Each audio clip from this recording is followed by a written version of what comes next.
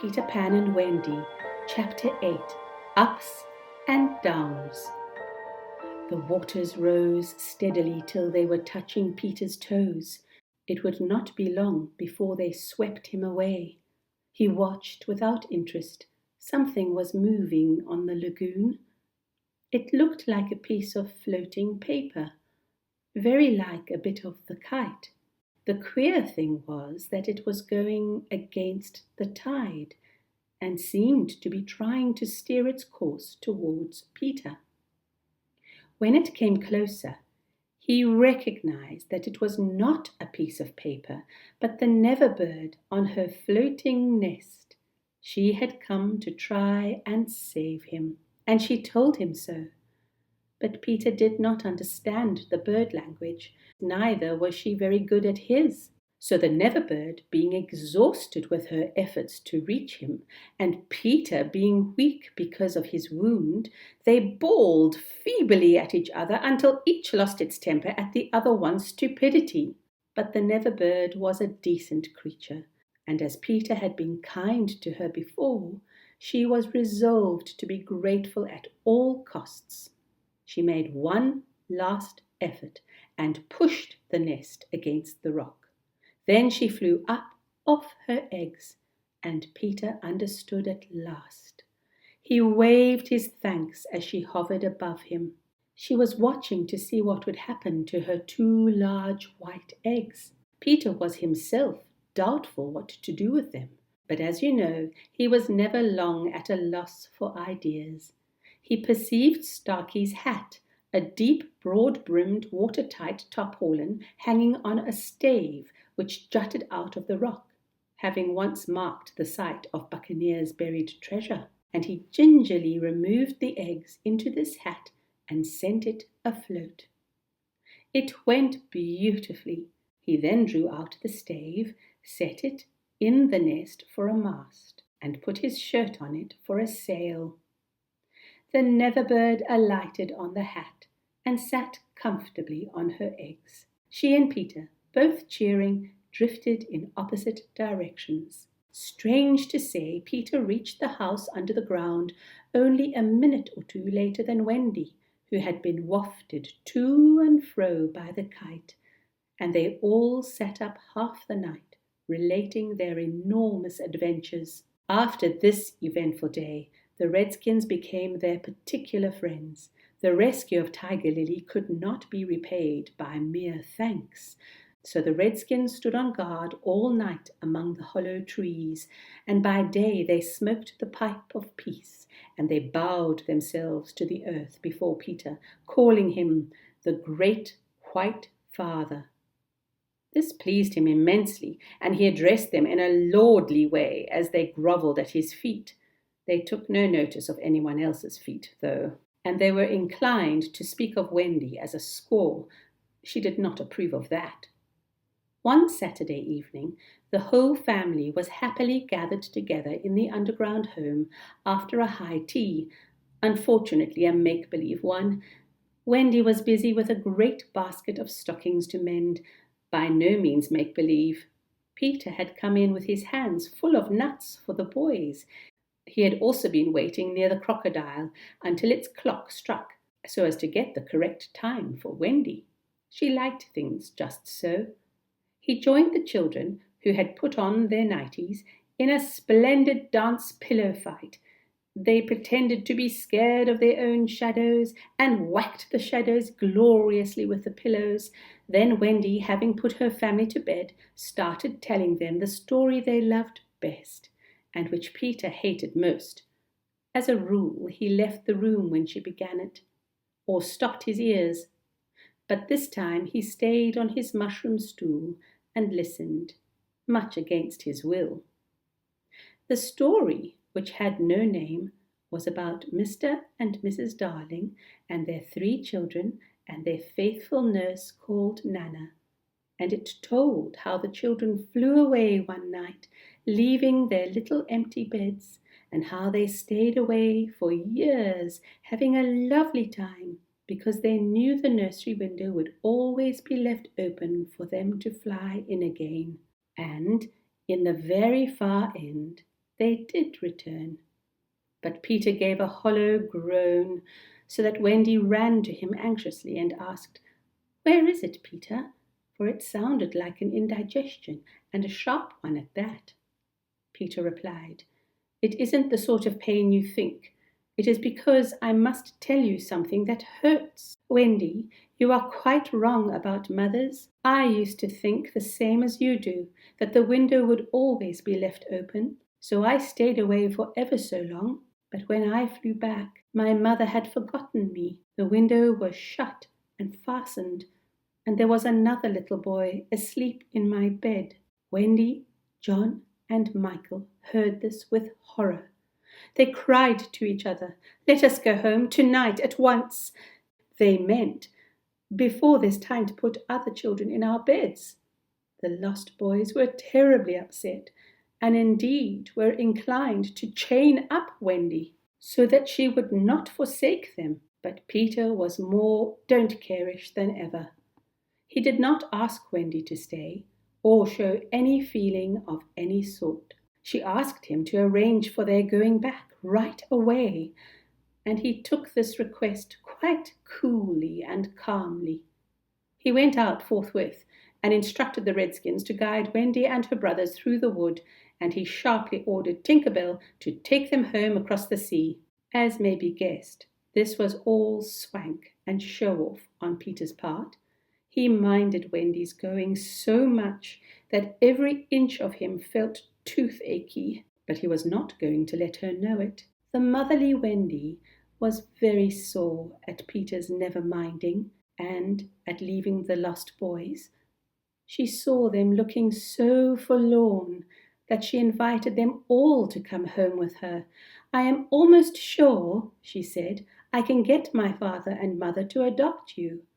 Peter consented carelessly to this, but it turned out that he didn't intend to come. He wanted to remain a boy, and if he left the Neverland, he might be obliged to grow up. Why grow up? Wendy lingered by Peter, hoping he might yet be softened. She gave him particular instructions about his flannels and his medicine. She expected a thimble, in other words, a kiss, but Peter said goodbye, as if she were a stranger who had just paid an hour's visit. None of them had any more to say. It was wretched.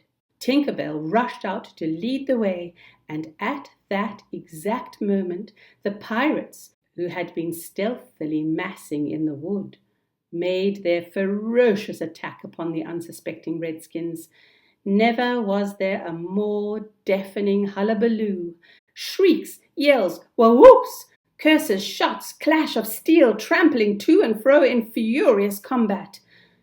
In the house underground there was utter silence. Every face was turned toward Peter. Every heart, except his, went bumpety-bump. Peter seized his sword. Sad to tell, the Redskins had been taken completely by surprise. By all the rules of honourable warfare, it was their business to attack the pirates first, and that at dawn. They little dreamed that the unprincipled Hook would ambush them about 7 p.m. The consequence was that they nearly all perished. Their chief, Great Big Little Panther, with Tiger Lily and a mere handful of braves, cut a way through the victorious pirates and escaped into the further woods. Hook might well have shouted in triumph, but he stood apart in his usual mysterious gloom. It was not the Redskins whom he had desired to destroy. It was Peter Pan. He listened above the chimney, and he heard Peter telling the others, "If the Redskins have won, they will beat the tom-tom. That is their sign of victory." The Redskins had left their tom-tom behind. Probably they knew that they should not require it. The treacherous Hook signed to Smee the boatswain to beat it, and immediately the children began cheering down below. "An Indian victory!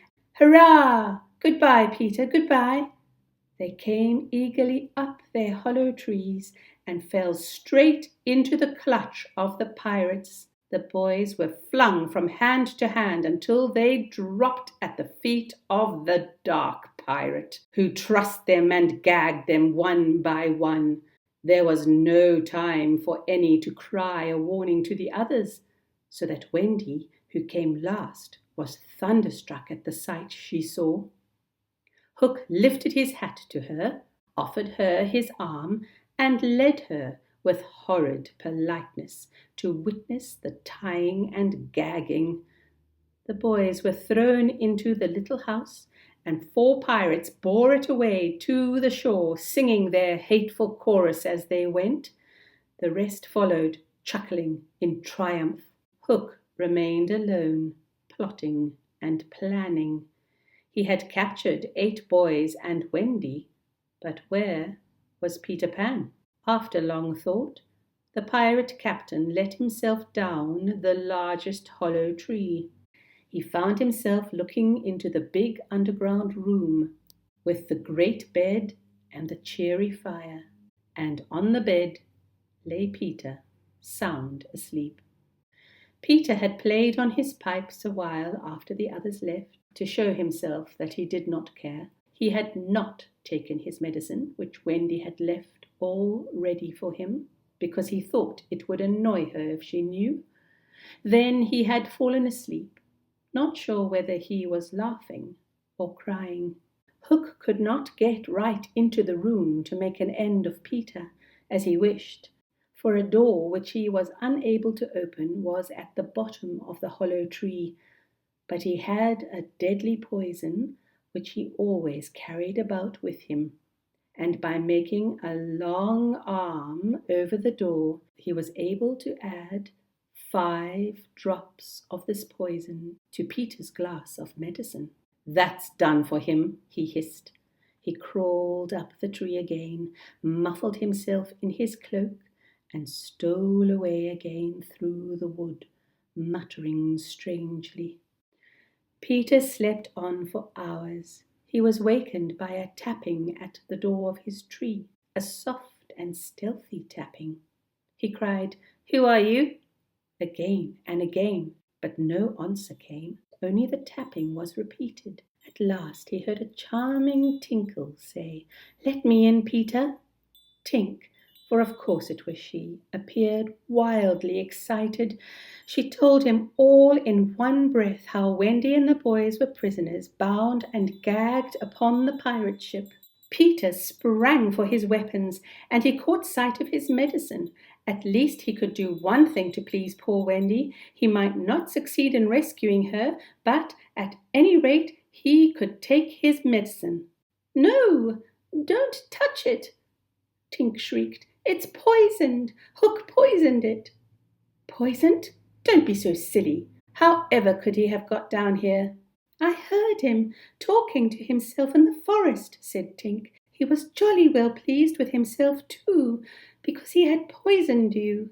"Nonsense," exclaimed Peter. "Besides, I haven't been asleep." He was just putting the cup to his lips when Tink got there first, and she swallowed it to the dregs. She looked very ill at once. "Oh, Tink, did you drink it to save me? Oh, why?" "You silly ass," she whispered. Then she staggered to her little apartment, for her wings were failing, and lay limply on her bed. Her light grew fainter and dimmer. Peter, kneeling by her in sad trouble, knew that she was fading out. Oh, he cried like anything. Then he just managed to make out what she was saying in a tiny low voice with the tinkle gone out of it. I think I could get well again if children believed in fairies." Peter raised his hands and cried out to all the children in the world, especially those who might be dreaming of the Neverland. "Do you believe in fairies? Clap your hands if you do. Don't let Tink die. Quick, say you believe in fairies." Then there was a distant clapping. It sounded from everywhere, all around. Clapping, clapping. Tink heard it, and it cured her instantly. She recovered her voice, she recovered her light. She jumped out of bed. She was as cheery and as cheeky as ever. How topping to get well so quickly! That's what comes of being a fairy. It also comes of being believed in. When Peter, fully armed, arose from his tree, the ground was white with snow. The crocodile went trickling past him. Otherwise, there was no sign of any living thing. "This time," said Peter, who was frightfully happy, "it is Hook's life or mine." And he set out in the highest possible spirits to rescue the boys and Wendy.